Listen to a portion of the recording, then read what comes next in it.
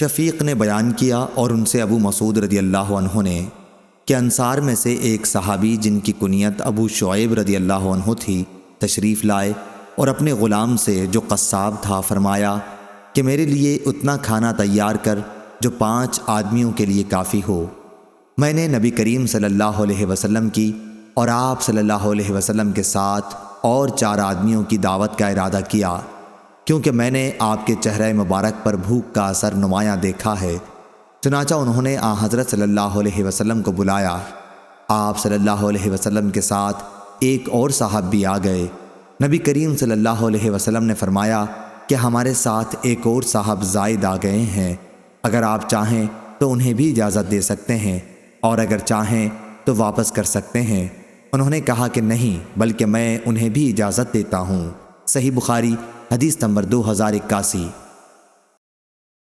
شعبہ نے بیان کیا، کہا کہ ہم سے قتادہ نے کہا کہ میں نے ابو خلیل سے سنا، وہ عبداللہ بن حارث سے نقل کرتے تھے اور وہ حکیم بن حزام رضی اللہ عنہ سے کہ نبی کریم صلی اللہ علیہ وسلم نے فرمایا خرید و فروخت کرنے والوں کو اختیار ہے جب تک وہ ایک دوسرے سے جدا نہ ہوں کہ بھی فسخ کر دیں یا رکھیں، یا آپ صلی اللہ علیہ وسلم نے ما لم یتفرقا کے بجائے حتیٰ یتفرقا فرمایا۔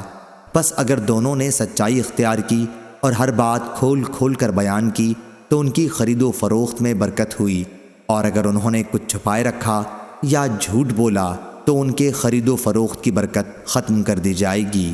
صحیح بخاری حدیث نمبر 2082۔ سعید مقبری نے بیان کیا اور ان سے ابو ہریرہ رضی اللہ عنہ نے کہ نبی کریم صلی اللہ علیہ وسلم نے فرمایا ایک زمانہ ایسا آئے گا کہ انسان اس کی پرواہ نہیں کرے گا کہ مال اس نے کہاں سے لیا، حلال طریقے سے یا حرام طریقے سے۔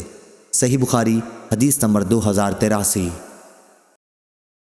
شعبہ نے بیان کیا، ان سے منصور نے، ان سے ابو الضحیٰ نے، ان سے مسروق نے اور ان سے عائشہ رضی اللہ عنہا نے بیان کیا کہ جب سورہ بقرہ کی آخری آیتیں الذین یاکلون الربا نازل ہوئیں تو نبی کریم صلی اللہ علیہ وسلم نے انہیں صحابہ رضی اللہ عنہم کو مسجد میں پڑھ کر سنایا۔ اس کے بعد ان پر شراب کی تجارت کو حرام کر دیا۔ صحیح بخاری حدیث نمبر 2084۔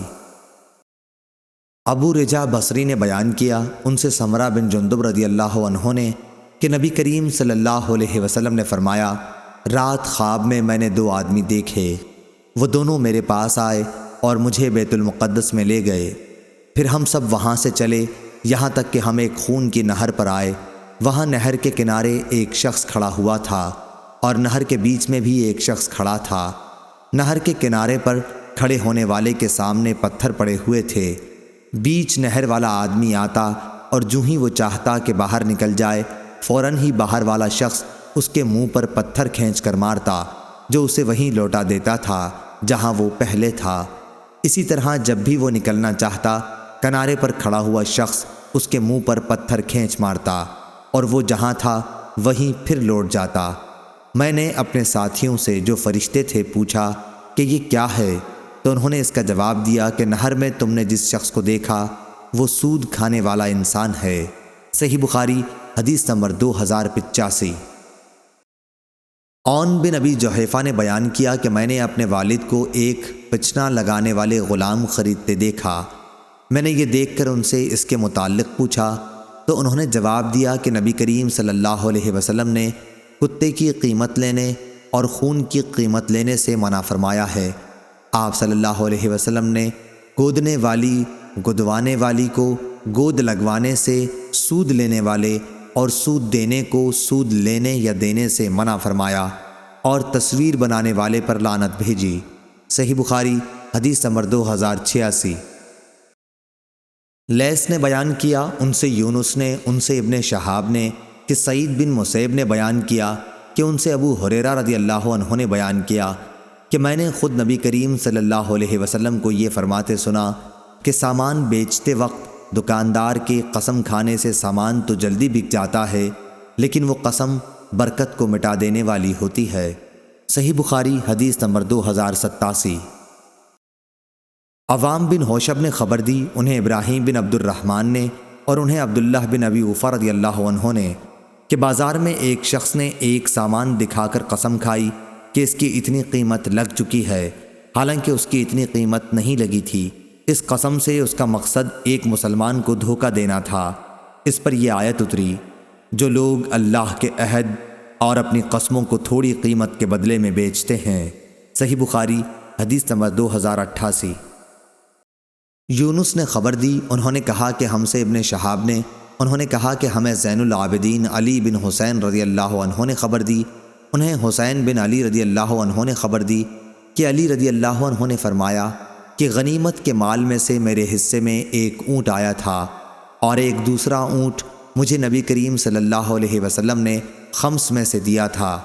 پھر جب میرا ارادہ رسول اللہ صلی اللہ علیہ وسلم کی صاحبزادی فاطمہ رضی اللہ عنہا کی رخصتی کرا کے لانے کا ہوا تو میں نے بنی قینقاع کے ایک سنار سے طے کیا کہ وہ میرے ساتھ چلے اور ہم دونوں مل کر اذخر گھاس جمع کر کے لائیں، کیونکہ میرا ارادہ تھا کہ اسے سناروں کے ہاتھ بیچ کر اپنی شادی کے ولیمے میں اس کی قیمت کو لگاؤں۔ صحیح بخاری حدیث نمبر 2089۔ خالد بن عبداللہ نے بیان کیا، ان سے خالد نے، ان سے اکرمہ نے اور ان سے ابن عباس رضی اللہ عنہ نے کہ رسول اللہ صلی اللہ علیہ وسلم نے فرمایا، اللہ تعالیٰ نے مکے کو حرمت والا شہر قرار دیا ہے، یہ نہ مجھ سے پہلے کسی کے لیے حلال تھا اور نہ میرے بعد کسی کے لیے حلال ہوگا، میرے لیے بھی ایک دن چند لمحات کے لیے حلال ہوا تھا، سو اب اس کی نہ گھاس کاٹی جائے، نہ اس کے درخت کاٹے جائیں، نہ اس کے شکار بھگائے جائیں اور نہ اس میں کوئی گری ہوئی چیز اٹھائی جائے، صرف میرف یعنی گمشدہ چیز کو اصل مالک تک اعلان کے ذریعے پہنچانے والے کو اس کی اجازت ہے۔ عباس بن عبد المطلب رضی اللہ عنہ نے عرض کیا کہ اذخر کے لیے اجازت دے دیجیے کہ یہ ہمارے سناروں اور ہمارے گھروں کی چھتوں کے کام میں آتی ہے، تو آپ صلی اللہ علیہ وسلم نے اذخر کی اجازت دے دی۔ اکرمہ رضی اللہ عنہ نے کہا، یہ بھی معلوم ہے کہ حرم کے شکار کو بھگانے کا مطلب کیا ہے؟ اس کا مطلب یہ ہے کہ کسی درخت کے سائے تلے اگر وہ بیٹھا ہوا ہو تو تم سائے سے اسے ہٹا کر خود وہاں بیٹھ جاؤ۔ عبد الوہاب نے خالد سے اپنی روایت میں یہ الفاظ بیان کیے کہ اذخر ہمارے سناروں اور ہماری قبروں کے کام میں آتی ہے۔ صحیح بخاری حدیث نمبر 2090۔